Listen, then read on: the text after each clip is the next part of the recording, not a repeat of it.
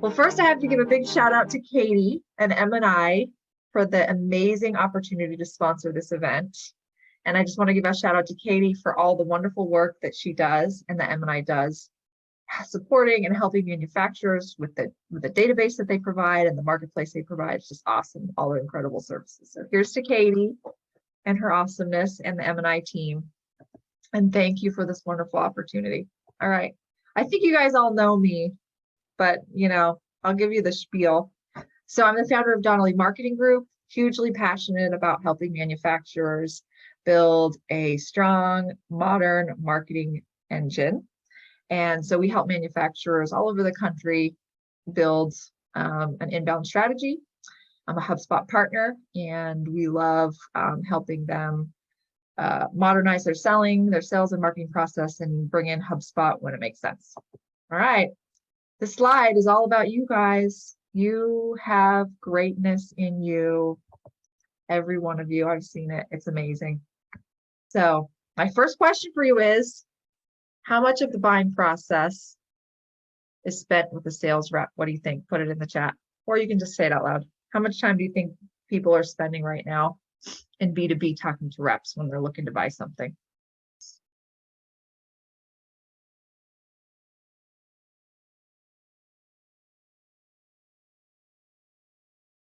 Ooh, 2%. Dave says 20. Katie says 25. Whitney wins. Whitney, you're the winner. Sales reps only spend 5% of the sales process with customers. So customers are only talking to a sales rep for that 5% of that process. In fact, a Gartner study came out and found, this came out in June of this year, that 83% of B2B buyers prefer ordering or paying through digital commerce. So this isn't even B2C, this is B2B. So B2B buyers are expecting a digital commerce experience. And there's a huge opportunity for manufacturers, especially, to build and meet customers and create this digital e-commerce experience for their buyers. All right. So next question. What do you guys think makes a great first web impression? When you look at a website that you love, what are some of the things that just really make it great for you? You're just like, man, this is amazing.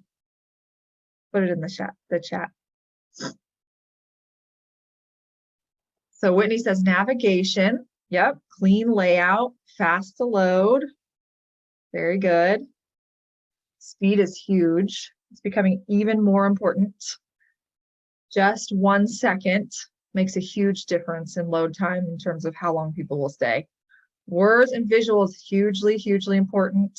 Yes, Dave, we're going to talk about that too. Very good. Awesome. Well, I'm going to tell you guys about an awesome experience I had when I was on my spring break vacation. So we're in Barbados, it's spring break, and it's the end of our trip. And I got to tell you, I'm a little sad. I don't want to come home. I'm like kind of sad about having to leave. We're at the airport. I'm just kind of like, I don't want to go home yet. I just want to stay here and lay on the beach somewhere. And all of a sudden I turn the corner in the airport and this store just calls to me, like literally stops me in my tracks. I had to go inside. And the funny thing about it is that my husband just kept right on walking. He didn't even notice, pay attention. He wasn't even, but this store spoke to me because I was their soulmate. They knew exactly the type of buyer that they wanted to attract to their store. And they made a very conscious choice to set up their design of their store and the layout to really attract me, their soulmate, their customer. My husband, not so much, right? So as a brand, as a company, you have to make a choice when you're, setting up your website, identifying who your soulmate is, and that's going to attract some people and it's going to attract others. So what I loved about this experience was just the colors, the design, and look at how well organized it is. Everything is laid out very clean and neatly.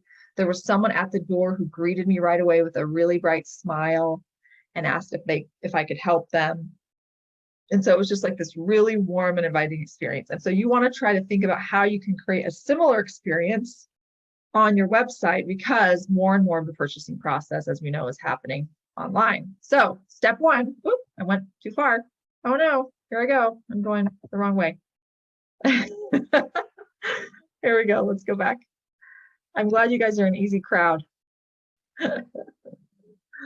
Okay. Step one in the process, you got to figure out who your soulmate is.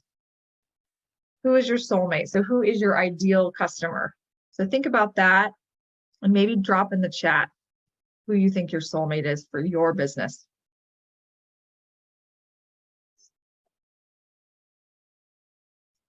Yep, high-end jewelry store, Katie. I love that. It's so true. They were totally speaking to me because I love to be bougie. Love that. Okay, so this is an awesome quote. I love it. When you try to be everything to everyone, you are nothing to no one. Good marketing, good website strategy is all about making choices and realizing that by making a specific choice, you're going to sacrifice something else. And that's what you want. That's what's going to help you. So Dave says his soulmate is operations leaders in manufacturing and distribution. That's awesome. Katie, anyone that is selling industrial products and services? Yes. Katie or Whitney says engineers, natural gas operators, and procurement buyers. Very cool. Those are all soulmates I'm very familiar with. Engineers and procurement buyers. They are like the soulmate of every industrial B2B company, right? Very good. So here's some examples of soulmates. So if you have not done this, and if you've not gone through this exercise of creating a buyer persona, I would say before you get started on building out your website, this is the very first thing that you need to do if you haven't done it, is to identify who your soulmate is and to build out a buyer persona. Here's two really great examples. This first one is a facilities manager. We all know these guys. They are busy wearing a lot of hats. They don't have a lot of time. They're just trying to balance, the strategic and operational responsibilities that they have, and they want efficiency. They want to make sure their plant stays running. They don't want it down, and they are frustrated when products don't work. They're really frustrated when there's downtime because that impacts everything that they have to do on a day-to-day basis. And so they're motivated by making sure that there's efficiency, that there's profitability, and that any maintenance is just really easy and quick, right? And then on the other side of it, we have Taylor, the interior design consultant, who is a completely different buyer persona, right? She has completely different frustrations, motivations, and goals. So that's why this exercise is really important, because you can't be everything to everyone. And she really cares about, style and aesthetics, and her frustrations are, lack of time, having to manage all the details of projects, that kind of a thing. All right, so who is your soulmate? We've talked about that. Here's engineer Chucky. Engineering Chucky, we want to talk about what are some of the biggest concerns that your soulmates are having. Okay, so I want to think about what is your soulmate? What are the questions that they're asking? What are the problems that they're having every day? And you want to really try to hone in on those, because once you can make a list of what those questions and problems are, then you can build the answers to those questions through your website. So the first step is knowing your buyer and then identifying what their biggest problems, pain points are. And the way that I like to do this is to pick up the phone and call them and talk to them. People are so funny about this. This is the simplest thing. It takes just a few minutes. You just, get a list of your customers, put together a list of questions, just pick up the phone and call and ask them and talk to them. Try to understand what it is that they're going through, not through a sales call. And a lot of times people are like, oh, I don't want to bother my customers. But to be honest, my experience has been that whenever you reach out to a customer and you're really asking them for their input, you want to understand and get their feedback about what you can do to improve to help them more. They are so flattered and honored that you're asking them. And I've found that they just really open up and want to share, because they're just so, they're just really just happy that you want to involve them in the process, and that you're going to listen to them, right? People love to be listened to. People love to be asked for their help and their input. So once you start doing it, you realize it's just a great way to have great conversations and get really great information. Have you guys ever tried this? Have you guys done this already? Have you actually reached out, talked to customers? Yeah. All right. So some of the questions that you can ask are, oh, man, did it again. Here's some of the questions that you can ask your soulmates. You can ask them, what are the top questions that they have about your products? Like, what are some things that you want to know that aren't on our website now or that you'd like to know about? How are they engaging with your website now? Ask them, what do they, what do they go on your website to find now? Or maybe they're not even going there. But you can ask them what's missing. Where do they like to get information? Ask them which social channels they like to go on. Ask them what information they want to know in order to buy. How they like to communicate with you. Like, do they prefer phone, text, email, chat, e-commerce? And then I love this last one. It's huge. What are the words that they would use to describe your brand? This is a really great way for you to figure out what messaging you can create that's really going to resonate with them that you can put in the copy on your website. Use your customers' words in your website copy. It is a huge way to attract more of those customers. And it's a simple way, doesn't require a huge expensive copywriter. Just use their words. I tell you, it wins every time. Oh, cool. I love what Whitney says here. She says, this is something I want to work on next year. I did talk to someone who used to work with a company that always bought one of our products and got insight from her on why. Such a cool conversation. I love that, Whitney. That's awesome. And Katie says, we're doing this now. I never thought of this before last week. Very cool. Awesome. I'm so happy to hear that, you guys. It's really a game changer. It really helps you stay really closely connected to your customers. And that's when you're going to really make impact. Okay. So the next thing that is really important is, or the next question I have for you guys is, what do you think everyone's favorite word on the planet is? And I think you probably already got a sneak peek. What's everyone's favorite word on the planet? It is their name. Everybody loves to hear their name. Everybody loves it. So when you're creating the copy on your website, we're going to talk about this because I know that was one thing that Dave mentioned that is hugely important is copy. It is natural as humans for us to always think about ourselves. We are naturally inclined to be self-interested, unfortunately. We have to consciously force ourselves to put ourselves in the shoes of other people. As a marketer, I still have to consciously do this. Every time I'm working on a website project, working with a client, my natural inclination is to always start with we. All right. So I myself am guilty of this. I have to edit myself all the time. So literally, I will tell you, just the other week, I drafted a proposal that had we all over it. And I sent it to a colleague to review it. And they totally called me out on it. They're like, Nicole, how many times is we in this proposal? And I was like, oh my gosh, you're so right. Oh, so anyway, some examples, we call this the wee syndrome. All right. We want to get rid of the wee. So things that you see a lot of time are, we are on time, we are top quality, we have wonderful expertise, we have amazing capabilities, we are the best, just ask us, okay? We want to get rid of the we. Nobody cares about you, they care about themselves, right? It's all about them. So put yourself in your buyer's shoes and make sure you just change the copy. Very simple trick, use the word you. Make the customer the hero. Anywhere on your website where you see we, figure out a way where you can reword it and use the word you. Just a simple hack. So here's a few examples. You're cleaning up the wee in aisle 2. All right. Dedicated to serving you the highest quality, committed to delivering you on-time service, working relentlessly to drive your profits and revenues. So just really try and think about how you can use that word. Will really help you connect with your soulmates and show them that you're putting them at the center, not yourself. Okay, so next question you want to think about is, does your website provide enough information to help your ideal buyer trust you and buy from you? Okay, so we've talked about who your soulmate is. We've talked about making sure you're using the right language on your website that connects with them. Next step is all about building trust with your soulmates through your website. And so the way that you can build trust is through transparency. People who are transparent, that's what builds trust. Transparency builds trust. I tell you, this is like my mantra as a marketer. Everything I do, transparency builds trust. It's huge. It makes such a big impact in the relationships that you have with your customers. So the first thing that you want to do is you want to be the guide. You want to be your customer is the hero. You are the guide. Think about yourself as the guide. How can you guide them? And this M&I University is an amazing example of being the guide. So Katie has positioned M&I as a really great educational resource for manufacturers, guiding them, helping them with these problems. So Katie, you're a rock star. You're doing it right. Awesome. So one of the things that you can do through your website is create a learning center, right? So M&I University, perfect example.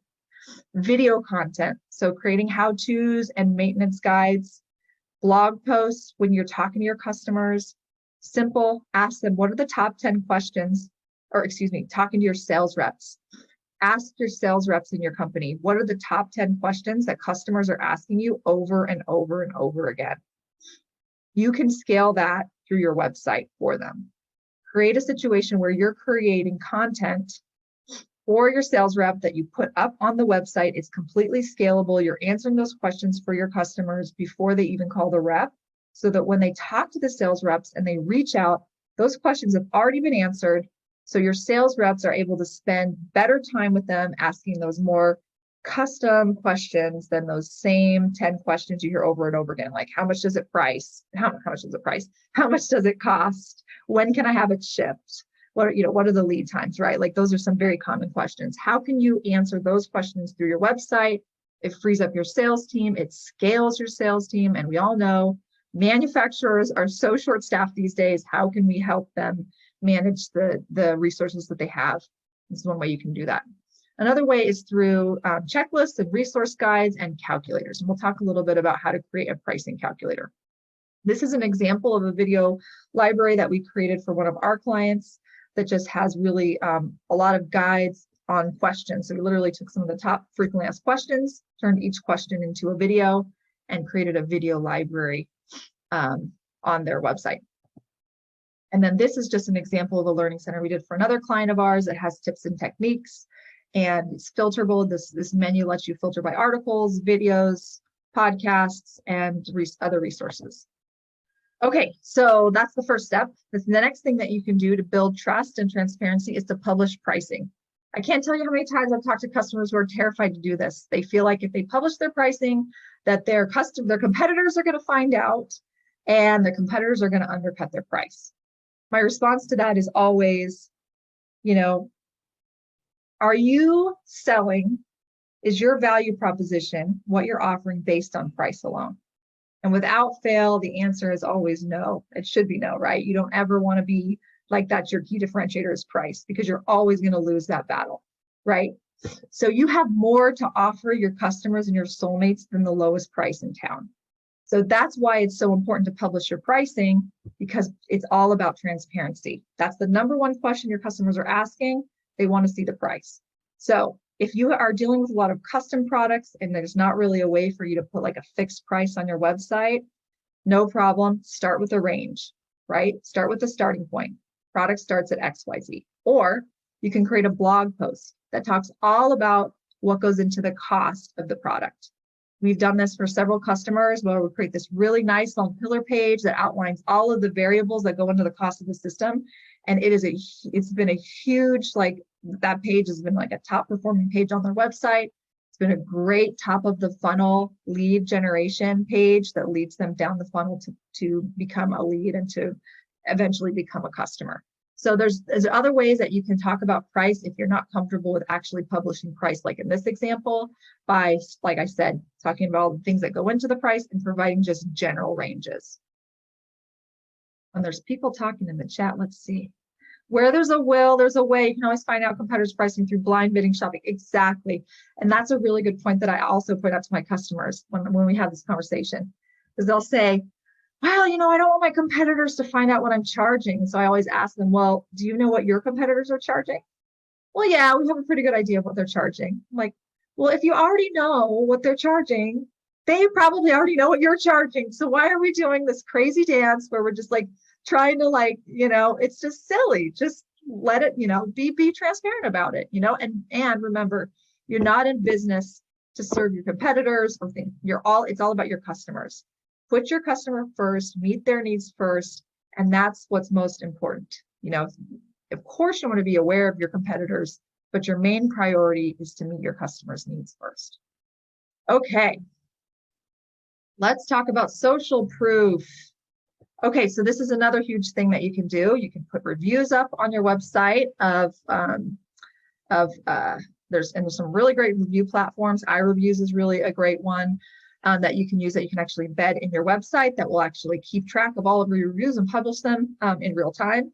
And then creating testimonial videos is huge as well. Huge. People want to hear from your customers.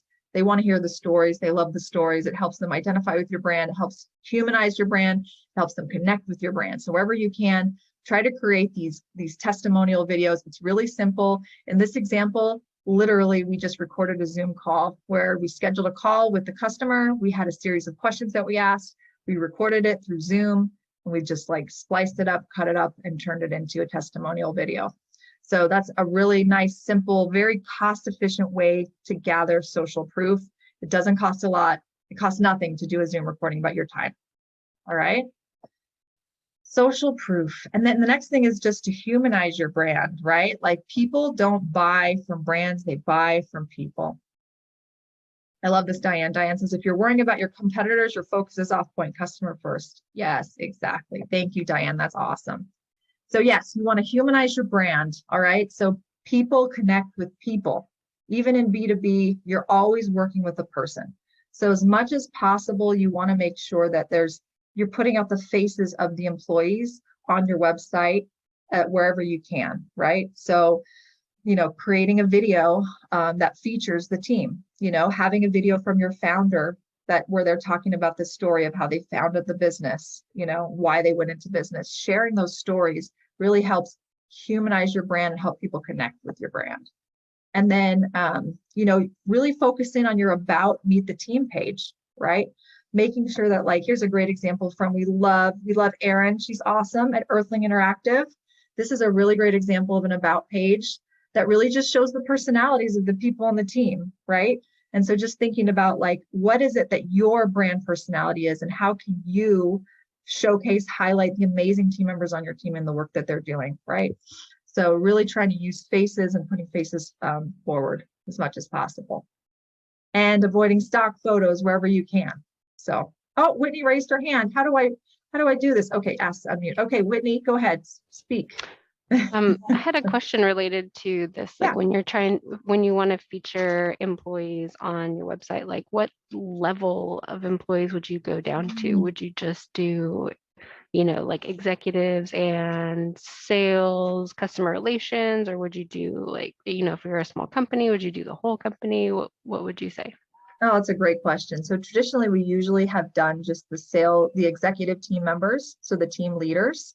But I think it really just depends on your organization. If you have a small organization, it maybe makes sense for you to highlight, more of the people because you are a smaller team. So I think that's, it depends on the size of your organization, but always at least start with, like, the team leads and the executive team to start. Great question. Does anybody else have any other questions? I feel like I've just been going on and on. I want to make sure you guys have an opportunity to ask. So, all right, cool. All right. Okay. The next thing that you can do is you want to make sure on your website you give customers options to connect with you. Not everybody wants to communicate in the same way. This goes for your customers as well.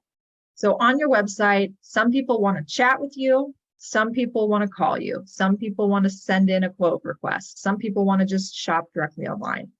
Rather than trying to pigeon them all into one pathway of communication to connect with you, make it easy by giving them many different ways for them to connect with you through your website.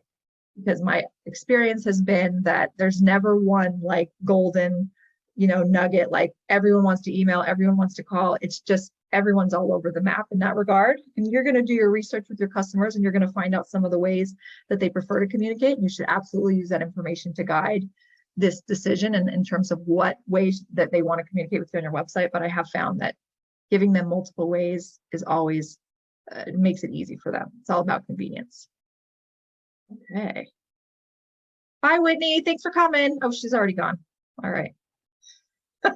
Okay. The next thing I want to talk about is digital self-serve. Okay. What do you guys think this means, digital self-serve?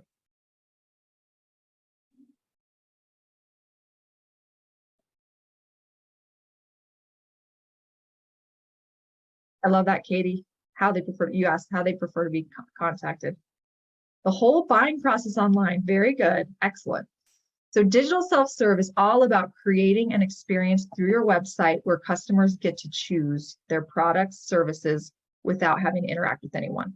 They have control over that buying process. And that's what you want to create for your customers. You want to create a situation where you allow them to be in the driver's seat, you allow them to be in control, and you, as the company, step back and just give them the keys. You got to give them the keys. So here's a really great example of digital self-serve. This is a really successful fiberglass pool company who has created several different digital self-serve options through their website that brings in hundreds and hundreds of leads every single day, okay? There's 3 different pathways that they've created for people, digital self-serve. People can choose what pool shape they want, and it'll basically guide them through a quiz and help them figure out the ideal pool that they need based on the answers to that quiz. They can take a pool type quiz to decide whether or not they should get a fiberglass, a concrete, or a vinyl pool. And that this quiz will basically give them information on which pool is recommended to them based on their responses to those questions. And the third is you can actually build and price your pool directly. You'll get an instant quote based on the answers to the quiz through their pricing calculator. All right, so these are 3 awesome examples of digital self-serve where the customer gets to have control over the process, and it's quick and it's fast. They don't have to talk to anyone. They are in the driver's seat. And we have seen success with this model for some of our clients. Here's an example where we had a customer who had this, what's called a cartridge dust collector. And these cartridge dust collectors run in the tens of thousands of dollars, sometimes upwards of hundreds of thousands of dollars. And a lot of times they require a lot of customization. And we realized that there were really, 3 core questions that customers were asking when they were looking for these systems. They wanted to size out, they needed to know what size system that they needed for their facility was one of the big questions. And they wanted to know how much it would cost. So what we did is we took those 2 questions and said, we're going to create a calculator for them through the website where they can just come in, answer these few questions, and based on the responses to these questions, they will get an email that's going to give them a drawing of the recommended unit with the size dimensions, and it's going to give them a ballpark price of what that system would cost. So we implemented this pricing product configurator, and it was hugely successful. We launched it on several of our blog posts. We launched it through Google ad campaigns, and it was a call to action throughout the website. And our ROI on this was over 300%. It was just a huge home run, continues to be a huge home run, because we were, 1, answering the top questions that they were asking, right, quickly and easily for them, and giving them those answers through that digital self-serve process. And so here's another example. We did the same kind of thing with the filter bag media quiz. A lot of this was a item that required a lot of customization. We allowed them to kind of figure out which type of filter media they needed for their filter bag. This is the type of material. And they answer this quiz, they get recommended filter media, and then they have a sales rep follow up with them directly. All right. And then here's another really great example. Receive an instant ground strap quote.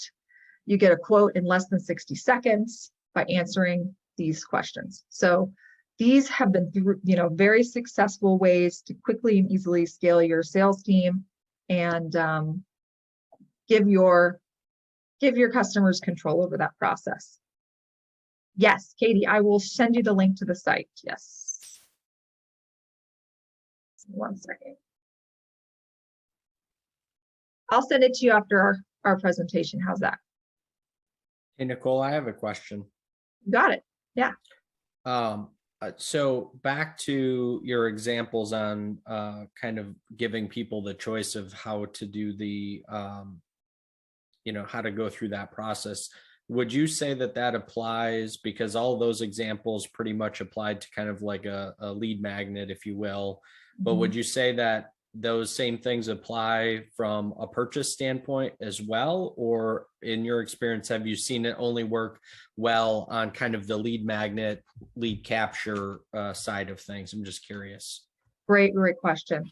So we've seen it work primarily for the large high dollar items as a lead magnet. And then what happens is the sales rep will call them and then figure out maybe they need some more customization, that kind of a thing. And then it turns into a sale from there after they've talked to the rep. So yeah, so it's usually been primarily as a lead magnet in that way. But you can also do this through e-commerce as well. You know, we're working with some clients now who are actually trying to think about building a configurator that would configure the product and they would be able to purchase it directly from cart, what they've configured. So you can set it up both ways. And I think it just depends on the product, to be honest. It completely depends on the customer, the product, and what that process looks like, and you know, what makes sense for that particular customer. Got it. Thanks. Good question. Okay, the next thing you can do is create a customer portal. So if you're in a business where your customers are purchasing from you regularly, right? Like they have to buy filters regularly, or they have to buy these parts regularly to maintain certain pieces of equipment in their plant. Having a customer portal where they can just reorder really quickly, efficiently, without having to call every time to get a price quote is a really efficient way for you to make that sales process easy for them and for you, and to create some efficiencies. So you can do many of the e-commerce platforms out there allow you to do this. Magento, BigCommerce, even Shopify, you can set up customer portal. It's just a matter of finding the right e-commerce partner that can help you build this out based on whatever the needs are. But this is a huge way that you can continue to build those relationships with your customers, those repeat buyers, and keep them staying and keeping that retention high. And then of course there's just direct commerce, right? So we talked about the product configurator, we talked about the portal, and then just having those items listed directly on your platform that may be stock items. And so we've seen this work for customers that do have those stock items that don't require a lot of customization, where you can just list all of the dimensions of the product really quickly and have specs there and have all the details that your soulmates are looking for when they're looking to purchase these, make it really easy, and then just have it available for them to directly purchase that way. All right. Okay, so here's an example of the before and after of US air filtration. This is what the site looked like before. We changed the verbiage. We got rid of the stock photo. We used actual imagery from their product. So I think that's huge. As much as possible, stock photos is going to make your site look generic. Wherever you can, you want to try to use custom imagery of you, your facility, your products, your services. That makes a huge difference. And then just making sure your copy speaks to their pain, and you have many ways for them to reach you, strong calls to action, and you know, shop, e-commerce ability, and having the configurators. So once we changed the website and we started implementing a lot of these things that we just talked about, by having a learning center, regular blogging, regular, you know, the video library, the product configurator, all of these things I've talked about, we saw a huge increase in the people coming to our learning center. We started doing this in March of 2019, and just the traffic just skyrocketed. And we saw direct correlation to the web traffic turning into leads and then sales. So we saw a 4-fold increase in the number of leads coming in from the changes that we made to the website. And that translated to just huge gains in ROI and profitability from those new leads that were coming in. So here's an example. We ran ads on Google pay-per-click, running some of those lead magnets that I mentioned to you, the calculator specifically, for several campaigns. And we saw a huge increase in ROI for these Google Ads campaigns for the cartridge collector and for the equipment units that we had there.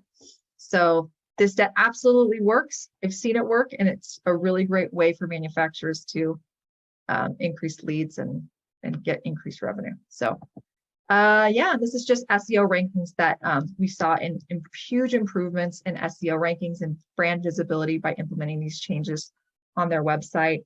The Learning Center, etc. Just huge. They're ranking #1 on just a ton of important keywords, which is absolutely driving the number of leads and sales up. So that is my presentation, you guys. I feel like I ended early. Oh my goodness. Look at that, 20 minutes early. So I would just like to end with, in the end, you always want to focus on helping and giving value first, right? So everything is all about how can you help your customer? How can you make it easier for them? How can you, answer their pain points quickly and easily? Put yourself in their shoes rather than worrying about your competitors, worrying about, everything else going on. Have empathy with them, focus on them, and try to work on giving value to them first. And that is how you are going to win the day and conquer the galaxy. So save the galaxy from the evil Darth Vader. So that is the end of my presentation. Thank you so much for coming. I am deeply grateful. So grateful. Thank you so much. And I want to open it up and see if you guys have any other questions. I don't know if I have any questions at all. I just took a ton of notes. I really appreciate it. Good. It was really good stuff. Good. Love that feedback. Thank you. I will send you the link, Katie, to the examples after the call. All right. I will ask one question. Yeah. So you're talking about stock photos. Yes. How does one get photos, that are still high quality, still good, but if you don't have the budget when you can get all your free stock photos on Canva? You know what I mean? Yeah, it's a great question. If you have like a photographer locally, that's pretty affordable. It can be pretty affordable for you to hire someone to come in. Or even if you have like an amateur photographer on your team that just loves doing photography, that's a good way to start. I have clients who have done that before where, they've had a team member that, had like their side hustle where they like to take they'll do wedding photos on the side, for example. Mm-hmm. And so we'll just have them support. It's, saves costs, and the end product maybe not as super amazing as if you were to hire and spend thousands and thousands of dollars on a professional photographer, but still really good quality. So I think that's something you could explore as an option, because I think like getting members of your team on the site is just huge. So yeah, great question. Can I add something to that, Nicole? Yeah, absolutely. Katie, I think that there's a big difference in some of the free stock photos versus some of the ones that you pay for as well. And so if it's really a stretch, like for what you guys do, for example, right? Only because I know what you guys do. You might not have a lot of opportunities like some of your clients would to take really cool internal photos. But going on to like a site like Adobe Stock Photos, or there's another like really big one that I can't think of right off the top of my head, but some of the stock photo sites that you have to pay for to license those images and videos are significantly kind of better quality and more appropriate from what I find. Like a lot of the free sites, while you can, kind of get a lot of amazing images, like in our space, I've found some of the paid ones are well worth the money, because it's like that middle of the road. Like, for me, let's say, unless I get a client to agree to let me take photos and videos in their organization, I have to be able to, like find supporting imagery and video. So that's just one other option. It's more expensive than obviously getting it for free, but I find that like that stuff does help support the words that are on your website. That's really Yeah, good. and I guess But I can imagine that like you have free stock there's free stock photos, and then there's just stock photos. So I guess I can understand what you're saying is those free stock photos are probably super saturated and they're on a lot of different websites, as where you pay for one and you spend the time searching for the right one, maybe. Yeah, because like for us, for example, what are we gonna take picture of? We have a virtual product. Yeah. Nothing we can take a picture of. Screenshots. So yeah, but you're right. Images that fit, but maybe just aren't the free ones that everybody's buying. Yeah, and I love Adobe Stock. They really do have great quality images. So I think that's a really great suggestion. It's not cheap, but they crush it. So cheaper than a photographer, though. That is true. Yeah. And some of the packages aren't terrible either. They're pretty approachable. So it just depends on what your needs are. But yeah. Yeah, and Diane has really good feedback. She says, ask employees to submit their own. Many will provide their LinkedIn photos It also provides engagement when they can be involved, which is huge, right? Getting your employees involved in the process helps them feel invested. Right. If you ask employees to provide your own or get someone in-house, you can double down with them, asking them to engage in your LinkedIn page and support company social media at the same time. So Diane, that's great feedback. I love that. So yeah, just making sure if you are getting photos from your employees, make sure they do sign a release waiver, that they give their permission for you to use those photos so it doesn't come back to haunt you later. Is important. So, all right. Any other questions, guys?